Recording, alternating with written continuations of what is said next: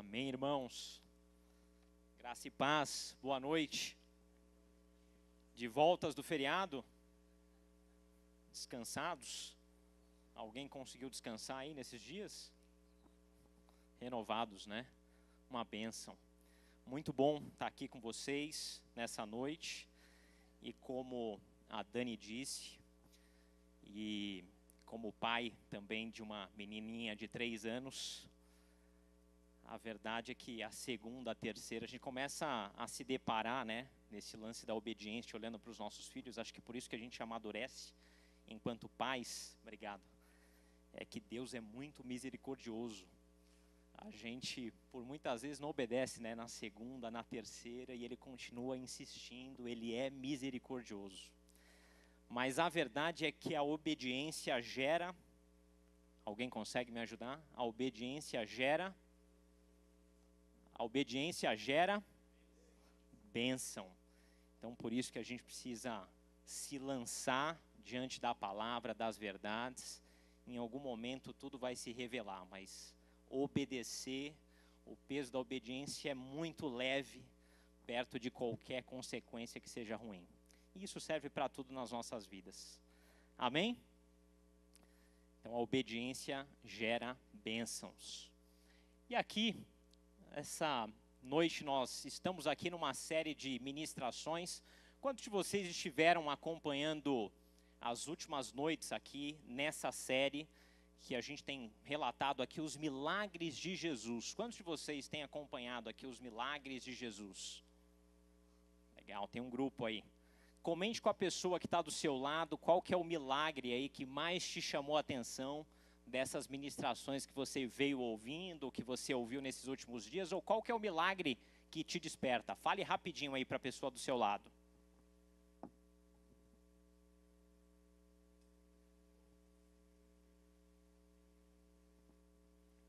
Um milagre de Jesus que você tem ouvido aqui, nessas últimas mensagens, ou se por algum motivo você não acompanhou, algum milagre que te marque, te desperte.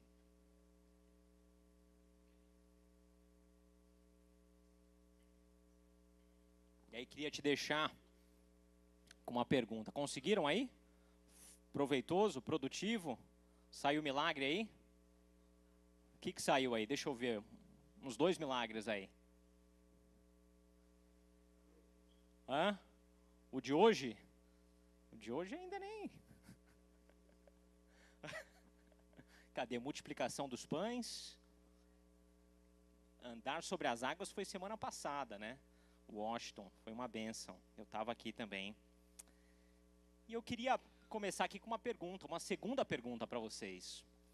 Por que Jesus fez milagres? Alguém consegue responder? Por que Jesus fez milagres? Porque Ele tem sabedoria? Para as pessoas verem a glória, as credenciais dele. Mais alguém? Espalhar mensagem, né? E de fato aconteceu, né? Porque onde acontecia o milagre, as multidões iam atrás. Os milagres tiveram esse poder de disseminar a mensagem. E a verdade, quando a gente pensa os milagres, e teve uma discussão no nosso G100 sobre isso, né? Por que dos milagres? Não sei se o Wagner lembra, há umas 2, 3 semanas atrás. Mas o propósito principal de Jesus, ele não foi realizar os milagres, né? O propósito principal de Jesus, ele foi nos reconciliar com o Pai. Era isso que era esperado de Jesus. Ele aceitou lá atrás a missão de descer nessa terra, passar por tudo que passou, morrer naquela cruz para nos salvar, para nos reconciliar. Esse era o grande propósito dele. Mas por que dos milagres? Se não era o principal propósito dele, os milagres. E aí a gente pode tirar várias lições aqui, como vocês já comentaram aí, sabedoria, os sinais. E aí eu trouxe algumas coisas aqui, né? Então os milagres, eles revelavam a identidade de Jesus. Revelavam a demonstração clara de que ele era o quê? Ele era o Filho de Deus. Era impossível, não era qualquer um que faria o que ele fez. né? Precisava ter algo divino, de fato, né? Era o próprio Deus aqui na terra, pensando Jesus. Milagres, né? Quando a gente pensa aqui um segundo ponto, ele revela o desejo de Jesus, olha isso, olha que especial isso aqui, de saciar necessidades temporárias. Pensa o seguinte, Jesus, ele se deparava com uma necessidade e ele não conseguia ir embora com aquela necessidade. Ele não conseguia, ele tinha compaixão. E assim é conosco. Tem alguém aqui nessa noite com alguma necessidade? Tem alguém aqui com alguma necessidade? Tem alguém com alguma necessidade? Tem alguém? Tem alguém com necessidade? Tem alguém? Tem que mostrar a necessidade, porque se ele sabe da necessidade, ele tem poder para operar. Então, os milagres, eles revelavam a compaixão de Jesus.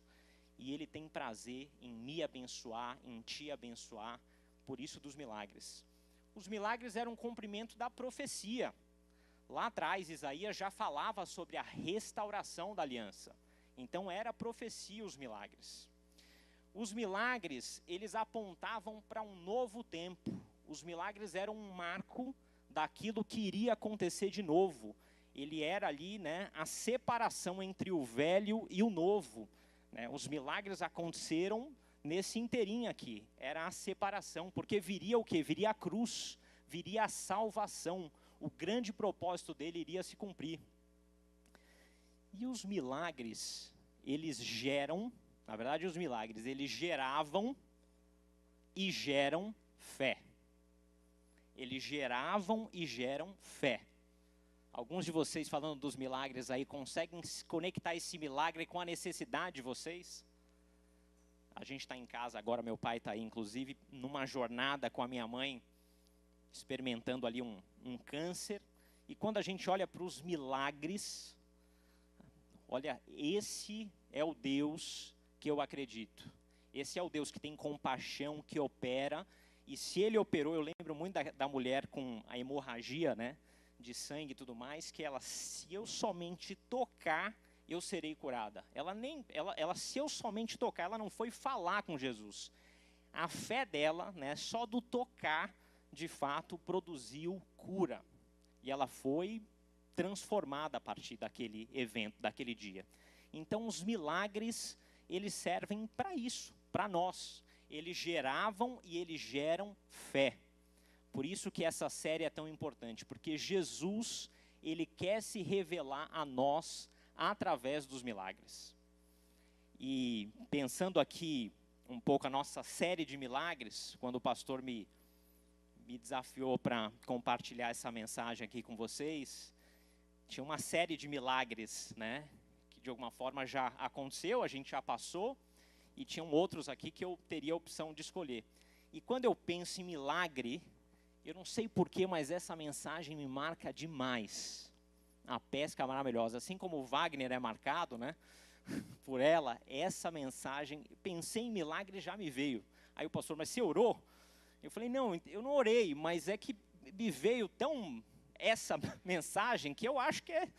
Aí ele falou, não, quando acontece comigo, é o Espírito Santo, de fato, ministrando. Então eu falei, pô, então é o Espírito Santo, espero que ele se revele a mim através dessa mensagem, porque ela sempre fala muito comigo. Então, eu quero compartilhar com vocês a pesca maravilhosa, mas eu vou compartilhar, na verdade, a segunda pesca.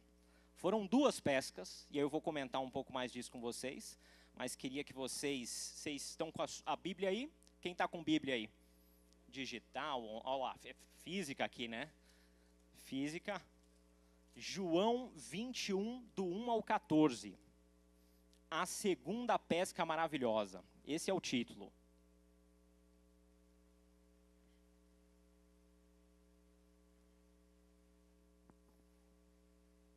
Esse milagre, ele me marca. A primeira pesca já marca, a segunda também, a combinação das duas, tenho certeza que vai te transformar também nessa noite. Amém? Acharam? Vamos lá então? Vou ler aqui, ó. João 21, vou até o 14, tá? Do 1 ao 14. Depois disso, Jesus apareceu novamente aos seus discípulos à margem do mar de Tiberíades. Tiberíades é o mar da Galileia, que inclusive nós estudamos aqui na semana passada, né? Estavam juntos Simão Pedro, Tomé, chamado Dídimo, Natanael, de Caná da Galileia, os filhos de Zebedeu e 2 outros discípulos. Eram 7 ao todo aqui, 7 discípulos estavam juntos. E aí, versículo 3, vou pescar, disse-lhe Simão Pedro. Eles foram, todos eles foram, os 7 discípulos. Entraram no barco, mas naquela noite não pegaram nada. Uma noite de frustração, uma noite sem resultados, uma noite de luto aqui para eles. Versículo 4. Ao amanhecer, Jesus estava na praia, mas os discípulos não o reconheceram. Lembra que aqui é pós-ressurreição, por isso que eles não o reconheceram. Ele lhes perguntou: filhos, vocês têm algo para comer? Não, responderam eles. Que coisa, né? Jesus perguntando: filhos, você tem algo para comer? Ele já sabia, mas ele fez questão de perguntar. Ele faz questão de nos perguntar, até para saber da nossa consciência. Por isso é tão importante a gente expor. Seja a nossa necessidade, seja o nosso entendimento, a gente precisa expor de fato, porque ele quer saber da nossa consciência. E ele fala o seguinte, ele disse: lancem a rede do lado direito da barca e vocês encontrarão.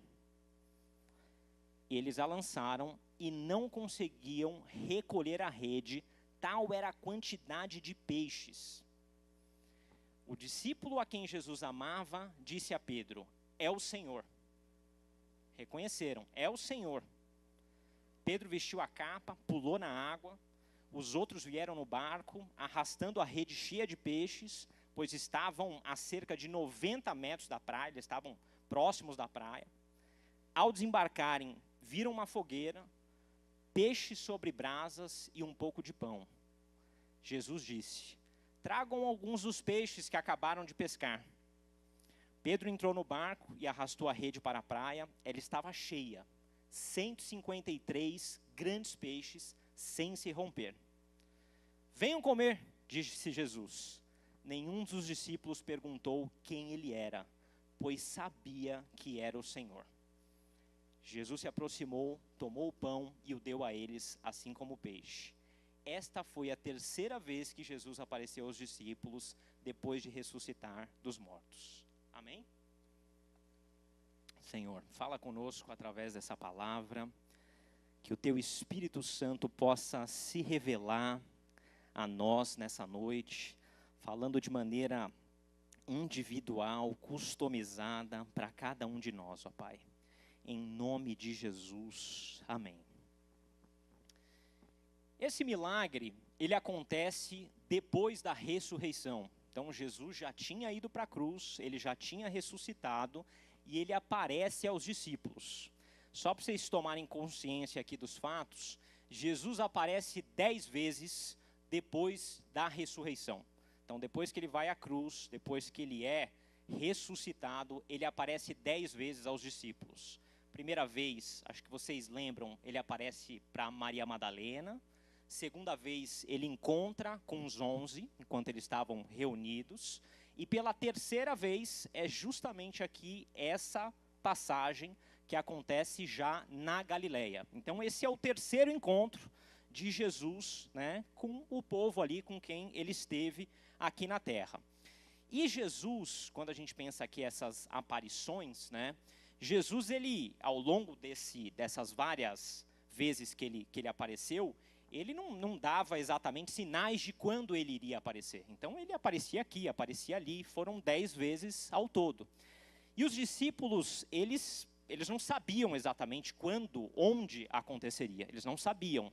Aliás, aqui eles não tinham ainda nem, apesar de Jesus ter falado da ressurreição, eles não tinham ainda nem consciência exatamente do que seria a ressurreição. Então eles precisavam estar o tempo inteiro alertas, ligados, para saber exatamente onde Jesus poderia aparecer. E assim é conosco também. Nós, nos dias de hoje, a gente precisa estar alerta, ligado, porque ele vai voltar. Ele vai voltar e ele espera encontrar a sua igreja pronta para subir com ele. Então nós precisamos estar preparados a todo tempo. Assim como os discípulos enfrentaram aqui, né, essas aparições e não sabiam quando ia acontecer. É assim conosco também. Então a gente precisa estar alerta.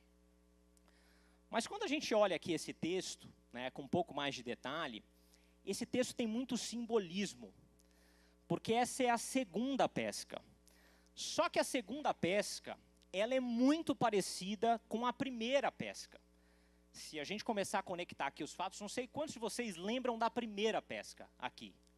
Alguém lembra da primeira pesca? Tem muita similaridade aqui. E aí eu vou comentar aqui algumas das similaridades e por que desse simbolismo. Primeira similaridade, o local. Na Galileia. Foi exatamente no mesmo local. E a Galileia era onde Pedro morava. Todos eles moravam ali, né? A sogra de Pedro morava ali. Então era uma região conhecida deles, eles eram famosos naquela região. Aliás, Pedro provavelmente era um dos pescadores mais experientes ali daquela região. Então acontece na Galileia, exatamente como na primeira pesca. Foi uma noite frustrada. Aquela primeira noite, aquela primeira pesca, ela também foi frustrada. Ela não foi uma pesca bem sucedida. Então já eram duas noites aqui, lá atrás, a primeira, e agora, pós-ressurreição, também é uma noite frustrada. É uma noite de trabalho árdua e sem frutos, sem resultado. E talvez você, meu irmão, aqui nessa noite, esteja em áreas da sua vida vivenciando frustrações, vivenciando noites de muito suor, de muito trabalho, de muita labuta, mas sem o fruto do seu trabalho, sem o fruto do seu esforço, do seu suor. Talvez você esteja passando por isso, assim como os discípulos experimentaram.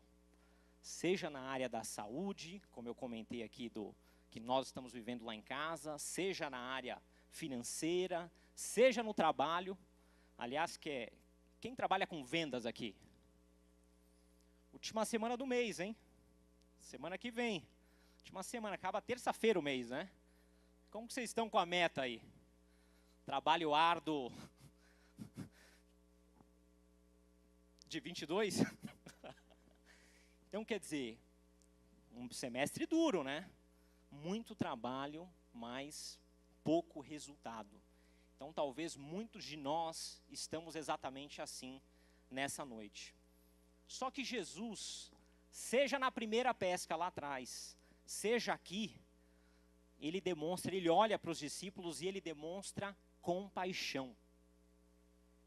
E é assim que ele tem olhado para as nossas necessidades, para as nossas lutas, para as nossas frustrações, para o nosso luto, para a nossa noite de labuta, de suor sem frutos. Ele tem compaixão. Aqui a gente não vê Pedro argumentar, né? Pelo menos na Bíblia não mostra. Ele já lançou a rede. Mas lá na primeira, não sei se vocês lembram da primeira pesca, né? Vocês lembram o que aconteceu, né? Pedro diz assim, na primeira pesca: Mestre, esforçamo-nos a noite inteira e não pegamos nada. Quer dizer, primeiro que Pedro ele era um dos pescadores mais famosos provavelmente naquela região. Ele era um líder. Tanto que ele falou que ia pescar, 7 já foram com ele dos discípulos, né? Ele arrastava todo mundo. Então ele era diferente naquilo que ele fazia na atividade profissional e aquela característica ele levava para qualquer lugar. Então ele era diferente, né? Assim como você também é. E quando a gente pensa a profissão daquele tempo, da pesca, dizem que era passado de geração a geração. Então, provavelmente, 3 gerações trabalharam juntos, empreenderam juntos aqui na pesca, no negócio de Pedro. Provavelmente ele trabalhou com o vô, com o pai e ele junto, porque eram atividades que desde muito jovem era passado de pai para filho e assim por diante. Então, eram 3 gerações pelo menos aqui trabalhando juntos naquele tempo. Então, ele tinha o quê? Ele tinha experiência.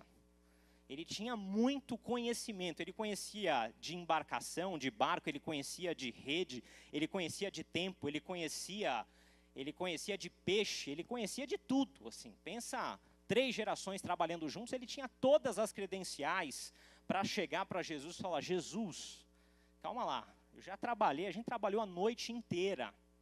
O mar não está para peixe hoje, vamos embora. O mar não está para peixe, hoje não é dia de pesca, com toda a minha experiência, com todo o meu conhecimento. É o que acontece na primeira pesca, né? Ele tenta confrontar Jesus. E talvez isso aconteça conosco. Diante das nossas lutas, dos nossos desafios. Poxa, mas eu sou comercial, né? Há 20 anos, há 30 anos, já tentei de tudo, já fiz isso, já fiz aquilo, já não sei o quê. Enfim, eu conheço meu filho, né? Como assim? Eu que coloquei ele no mundo, conheço tudo, enfim, está dando errado agora, mas eu conheço, eu sei fazer, né? Muito o nosso ego, de alguma forma, nos impede de ouvir e ver aquilo que Deus tem para nós. Porque a gente acha com toda a capacidade, com toda a experiência, para não obedecer, para não seguir a direção. E aí Pedro, depois de ter argumentado, né, com todo direito, porque ele tinha muita experiência, o currículo dele era extenso, então ele podia argumentar, né, a sua experiência. Ele diz assim, isso na primeira pesca: mas, porque és tu quem está dizendo isto, vou lançar as redes. Ele lança as redes, não crendo naquilo que ele tem de experiência, porque o mar não estava para peixe naquele dia, mas crendo na palavra. É o que a Dani ministrou aqui. Ele obedece à palavra. Não tem, Jesus, desculpa, mas desse mercado aí conheço eu. Como assim? Desse mercado conheço, mas porque você está falando, não estou entendendo o que você está falando. Porque para mim está claro que o mar não está hoje para peixe. Mas eu escolho lançar sobre a tua palavra. E quando ele lança, o que acontece? Seja na primeira, seja na segunda pesca. O milagre acontece. O milagre acontece, as redes se enchem de tantos peixes que quase se rompem. Pedro precisa de ajuda de outros pescadores, Tiago e João, para recolher os peixes. Ou seja, a obediência sobre a palavra gera frutos, gera resultados.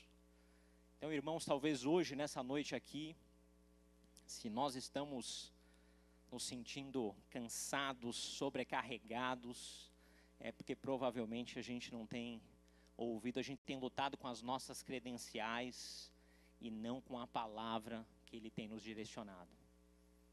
Esse é o alerta de Deus aqui para mim e para a sua vida.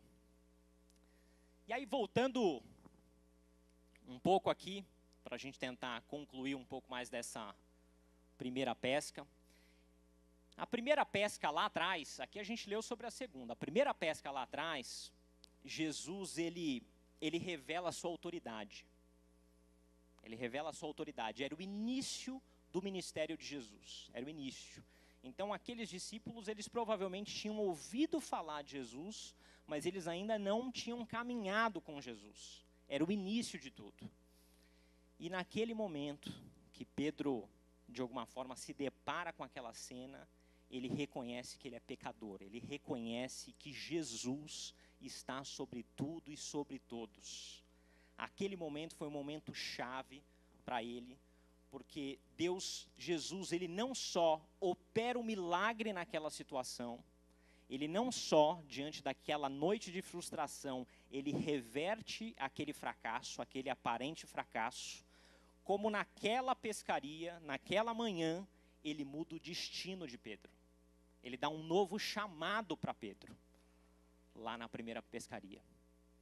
E é assim que ele deseja fazer conosco nessa noite. Talvez você, meu irmão, que está aqui no início da caminhada, que está começando a conhecer, é esse o chamado que ele tem para você. Ele quer te apresentar, ele quer não só te trazer cura e provisão sobre esse aparente fracasso, mas ele quer trazer sobre a sua vida uma mudança completa de destino. Ele quer mudar a sua realidade. Assim como ele já fez com muitos aqui, que estão aqui, que já estão caminhando com ele há mais tempo. Então, a Galileia é o início de tudo. É o início de tudo. Primeira pescaria, ele recebe essa grande revelação e ele é apresentado sobre quem Jesus é. E aqui no texto que nós lemos, comentando sobre a segunda pescaria, aqui a segunda pescaria é mais profunda. Aí já a lição é mais dura. Está clara a diferença entre a primeira e a segunda? Eu estou confundindo vocês. Está clara? Depois comentem. Mas a segunda que a gente está comentando aqui, mais uma vez, ela acontece após a ressurreição de Jesus. E após a ressurreição, Pedro ele teve lá um encontro com a primeira. Ele tem toda uma jornada junto com Jesus. Ele participa de todo o ministério de Jesus. Mais de 3 anos de ministério. Quando a gente está lendo aqui a segunda pós-morte, né, pós-morte e ressurreição, ele já experimentou tudo. Ele já experimentou tudo. E talvez aqui nessa noite, aí serve para, já não mais para você, que está chegando aqui hoje. Você está na primeira pescaria. Mas existem pessoas aqui, assim como eu, que estamos na segunda pescaria. E a segunda pescaria, o peso de responsabilidade é maior, porque esses discípulos aqui, e sob a liderança de Pedro, eles vão para Galileia. Eles estavam no lugar certo, porque Jesus, quando dá o comando para eles, depois que, quando está para se entregar na cruz, ele fala que ele se encontraria com eles na Galileia. Então eles obedecem esse comando de se encontrarem, né, com Jesus na Galileia. Então eles voltam para a Galileia, que inclusive é a terra natal deles, né, é da onde eles vieram. Mas eles estavam no lugar certo, fazendo a coisa errada. Porque eles voltaram a fazer a atividade secular deles. Lembra que o chamado da primeira era o quê? Agora você não vai ser mais pescador de peixes. Agora eu vou te transformar num pescador de homens. E agora na segunda eles voltam, depois de tudo que eles passaram com Jesus, eles voltam para a atividade deles secular, para aquilo que eles já estavam fazendo. Eles estavam no lugar certo, mas fazendo a coisa errada. E talvez a nossa pescaria hoje, vocês que já estão há mais tempo, eu que estou aqui há mais tempo, talvez a nossa pescaria não tenha, né, sido uma pescaria de êxito, talvez a gente esteja cansado, porque nessa caminhada nós estamos no lugar certo, nós estamos aqui, nós estamos na célula, nós estamos envolvidos em tudo que o Senhor nos chamou para nós estarmos envolvidos, mas nós não estamos cumprindo verdadeiramente a vontade dEle, o chamado dEle para as nossas vidas. Amém? E por isso que essa segunda pesca, ela tem tanto simbolismo, porque ela reafirma Jesus através dessa segunda pesca, tudo se repete, mas ele reafirma o chamado que ele tem para os seus filhos, para os discípulos, para nós que estamos hoje 40 anos na caminhada, né? É isso, ele quer nos reafirmar,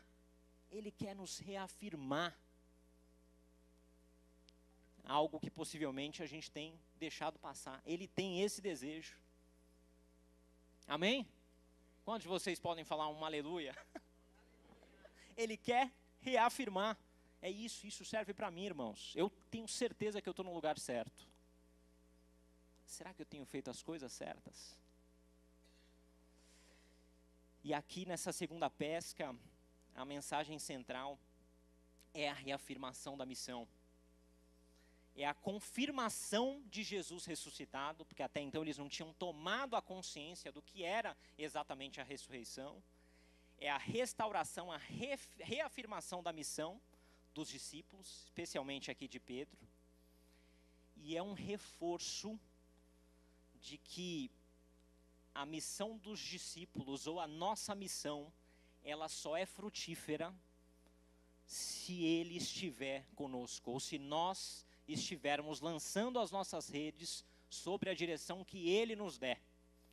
Porque às vezes a gente está há tanto tempo na caminhada que a gente toma por conta, a gente volta no Pedro lá atrás com credenciais, com experiências vividas, com tempos de igreja, com tantos prodígios, tantas coisas que a gente já viu, já fez, que de alguma forma a gente não consegue provar e ouvir a direção dele para aquilo que ele quer fazer nas nossas vidas.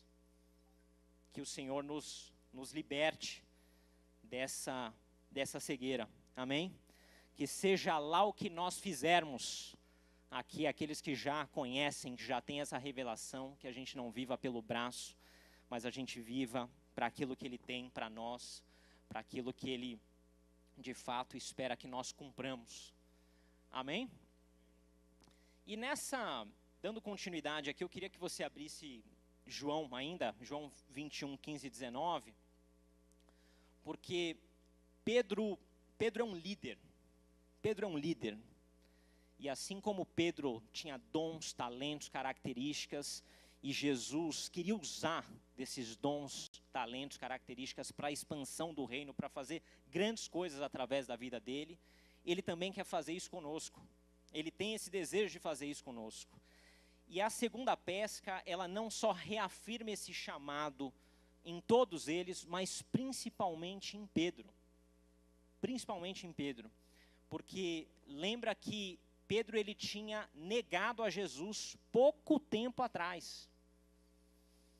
Então Pedro, nessa situação aqui, ele estava no momento de fragilidade dele, na relação dele com Deus. Porque ele tinha traído o próprio Deus. Ele negou a Jesus 3 vezes. Ele se sentia provavelmente o pior dos piores. O mestre dele tinha morrido, ele não tinha provavelmente consciência do que era exatamente a ressurreição, o que aconteceria. Mas mais do que isso, ele tinha... Lembra que Pedro era aquele que... Senhor, se te levarem eu vou junto, eu vou me entregar primeiro, eu vou morrer por você. Ele falava isso. E aqui ele tinha traído Jesus. Ele tinha negado a Jesus 3 vezes. Então provavelmente ele estava se sentindo o pior dos piores. E talvez aqui nessa noite nós tenhamos pessoas aqui, irmãos, que provavelmente já tenham tido essa caminhada com Deus, assim como Pedro, já tenham experimentado de Deus, mas por algum motivo, pedras ao longo do caminho, coisas aconteceram e por algum motivo se sentem como se tivessem negado a Jesus. Era exatamente essa a situação aqui. Mas Jesus tinha um plano, ele queria restaurar Pedro. Então se você está aqui nessa noite, nessa condição, saiba que ele tem algo especial para você. Não tem nada que você possa fazer, não tenha nada que você tenha feito que possa apagar o propósito de Deus para a sua vida. Não tem nada, não tem nada, nenhum pecado que você tenha cometido, não tem nada. Ele pode e ele quer te restaurar nessa noite. Assim como ele fez com Pedro. Assim como ele fez com Pedro. Então vamos ler aqui para a gente entender um pouco mais. E essa mensagem aqui é maravilhosa. Vou começar. João 21, 15. Depois de comerem, Jesus perguntou a Simão Pedro: Simão, filho de João, você me ama mais do que estes? Ele respondeu: Sim, Senhor, tu sabes que te amo. Provavelmente cabisbaixo aqui, né? Respondendo. Jesus lhe disse: Cuide dos meus cordeiros. Jesus perguntou pela segunda vez: Simão, filho de João, você me ama? Ele respondeu: Sim, Senhor, tu sabes que te amo. Jesus lhe disse: Pastorei as minhas ovelhas. Jesus perguntou pela terceira vez: Simão, filho de João, você me ama? Pedro ficou angustiado por Jesus lhe perguntar pela terceira vez e respondeu: Senhor, tu sabes todas as coisas, tu sabes que te amo. Jesus lhe disse: Cuide das minhas ovelhas. Digo com toda certeza Quando você era jovem, se vestia sozinho e ia para onde queria. Mas quando for velho, estenderá os braços e o outro o vestirá e o levará para onde não quiser. Jesus disse isso para indicar o tipo de morte com que Pedro glorificaria a Deus. Então acrescentou: siga-me. E esse aqui, irmãos, para você que possivelmente esteja passando por algum conflito interno, né? Poxa, mas eu pequei, eu não sou digno, eu pisei na bola. Será que Deus, ele pode me perdoar? Será que... Primeiro que Ele pode todas as coisas e Ele já te perdoou.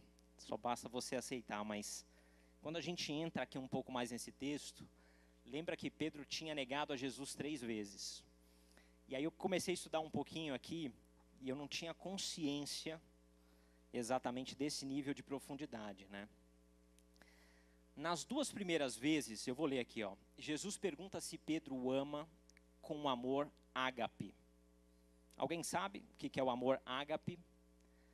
O amor ágape é o amor incondicional, sacrificial, voluntário. Era aquele amor que ele provavelmente não teria negado a Jesus, né? Só que Pedro, todas as vezes antes, ele demonstrava ou ele agia como se ele tivesse esse amor. Na hora do vamos ver da prática, ele demonstrou que ele não tinha, né? Mas Pedro responde, então Jesus pergunta se Pedro ama com amor ágape, que é esse amor incondicional, sacrificial, voluntário. Mas Pedro responde com amor filho, talvez reconhecendo sua limitação após ter negado Jesus. E esse amor, ele é o amor da amizade, ele é o amor da afeição, ou carinho fraternal, ele é o amor ligado à emoção. Vocês sabiam disso? Ele é um dos mais estudiosos. Rafa sabia disso aí, né? Pois ele se aprofunda aqui, que ele vai conseguir dar uma aula aqui pra gente, mas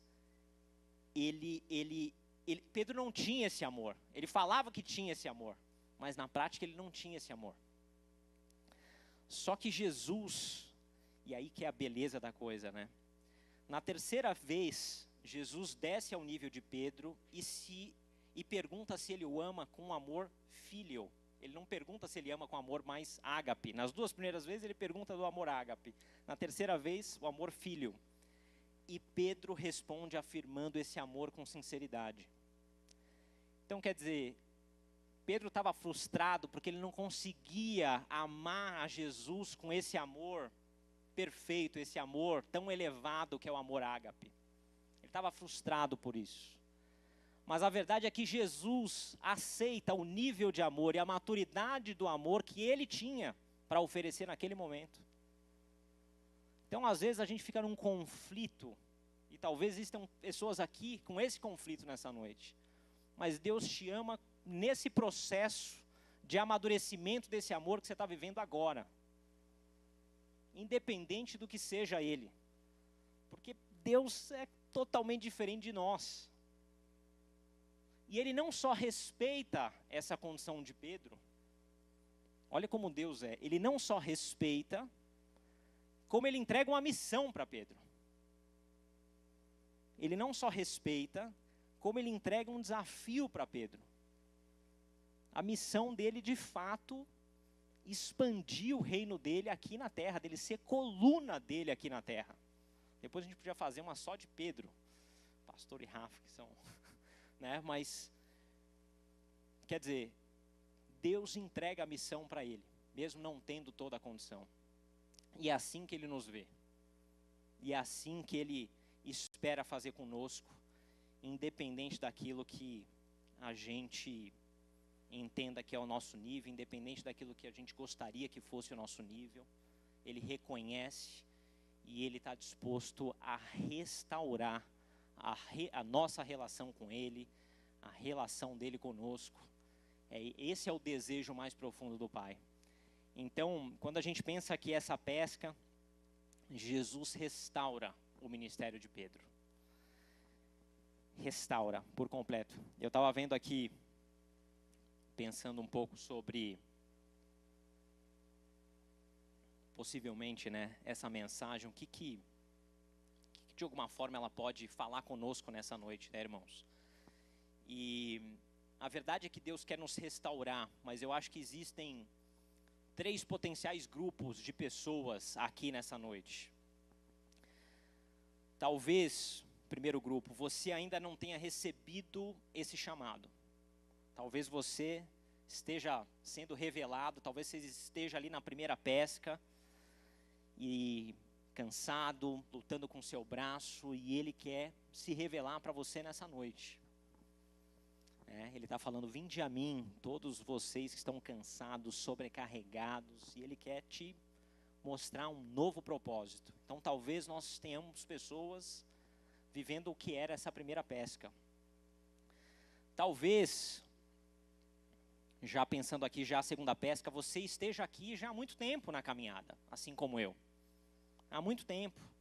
Aparentemente você não está longe, mas aparentemente você não está longe, você está no lugar certo, mas possivelmente os frutos que você tem ainda não condizem com aquilo que é o seu chamado e com toda a capacidade que Deus te entregou. E eu me coloco nessa condição de, com certeza tem algo a mais, mas porque eu não tenho ouvido, eu estou no lugar certo, mas talvez não fazendo as coisas certas, eu não tenho experimentado aquilo que Ele quer fazer comigo. Então talvez você esteja aqui nessa condição, já há mais tempo de caminhada. E Deus quer restaurar o seu ministério, quer restaurar a sua aliança. E talvez ainda, na terceira condição, como eu comentava aqui, assim como Pedro, as suas atitudes demonstram que você possivelmente tenha negado, você tenha a impressão ou de fato a convicção de que você, pelas suas atitudes, você tem negado a Jesus. Você tem negado o seu chamado, você tem negado aquilo que Ele te chamou para ser lá atrás. E você está longe do Pai e gostaria de retomar o caminho de volta à casa do Pai. Então eu imagino que nessa noite aqui, alguém se identificou com um desses grupos aqui? Alguém se identificou? Eu imagino que eu me identifico aqui com o grupo 2. Eu me identifico. E o que Jesus quer nos fazer, dada essa condição aqui, eu acho que a primeira coisa que a gente precisa fazer, lembra que ele perguntou, né? O que vocês têm para comer, né? Foi essa a pergunta? Você tem algo para comer? Porque ele queria avaliar a consciência deles. E eu acho que o primeiro passo para o milagre acontecer aqui é a nossa consciência.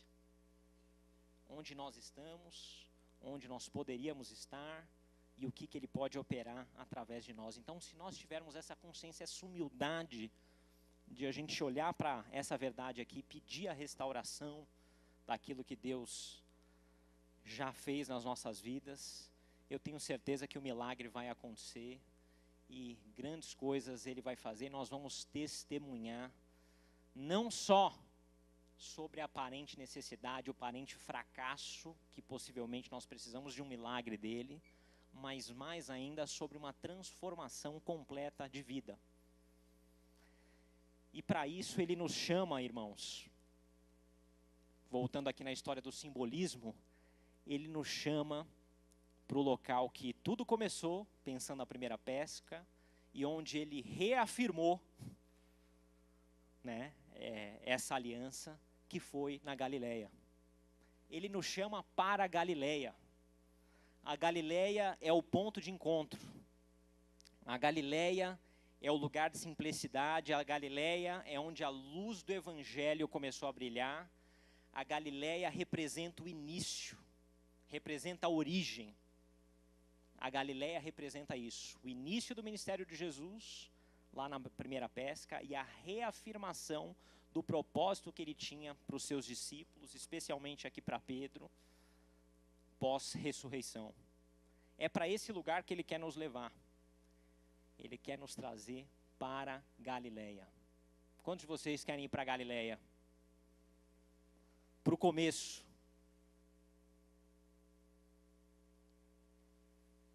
Amém?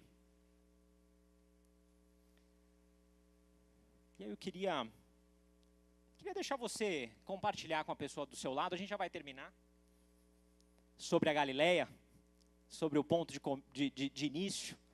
O que Deus tem falado aí no seu coração? 5 minutinhos, e aí eu vou concluir aqui, vou trazer uma conclusão, algumas coisas que Deus falou no meu coração aqui, muito mais organizando a nossa mensagem de hoje, mas queria que você discutisse aí sobre esse ponto de começo que o Pai quer te levar, sobre a Galileia.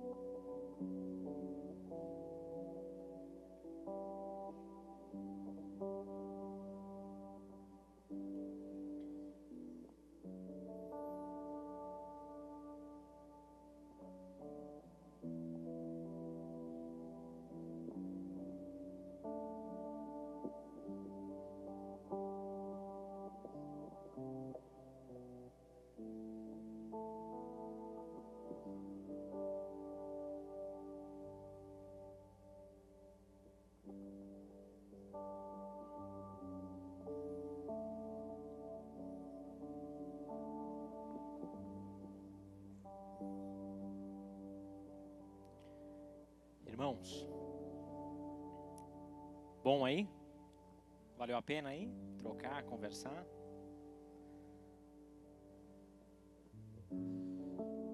Mateus 11:28 diz assim: Vinde a mim, todos os que estáis cansados e sobrecarregados, e eu vos aliviarei.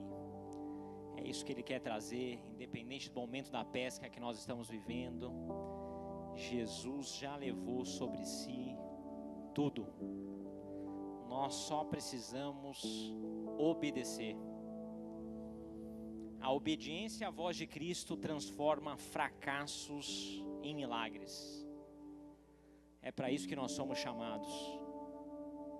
A obediência à voz de Cristo transforma fracassos em milagres.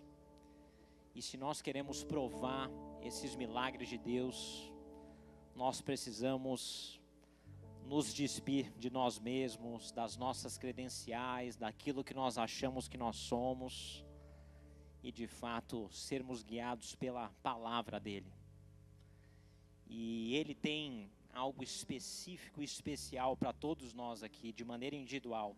Pedro era um líder que ele sabia que poderia usar para o seu ministério, para a expansão do seu reino, e com certeza tem algo específico que Deus quer fazer através da sua vida. Assim, eu tenho me perguntado muito sobre isso, né? Porque o meu ministério, aquilo que é o meu chamado, não é estar aqui, né? Isso aqui é uma bênção poder compartilhar, mas isso aqui não é isso exatamente, né? A gente falou sobre motivação. Qual é a minha motivação, né? A minha prioridade. É sobre isso, né? Independente do que eu faço, é sobre a minha prioridade. É sobre o que vem na frente. Então, Jesus, ele nos traz esse alerta nessa noite. E eu queria deixar 3 coisas no seu coração, para a gente fechar, orar aqui e ir para o momento de louvor. Primeiro, as suas falhas e os seus erros não mudam o propósito de Deus na sua vida. Independente do que você tenha feito, independente do que tenha acontecido, o Pai está de braços abertos para te receber, para me receber. E qualquer conflito diferente disso que você esteja vivendo, não é o Pai, mas é o inimigo querendo te tirar do caminho, do propósito que Ele tem para você. Então, não aceite isso. O Senhor nos chama para nós voltarmos para o ponto de encontro, para Galileia.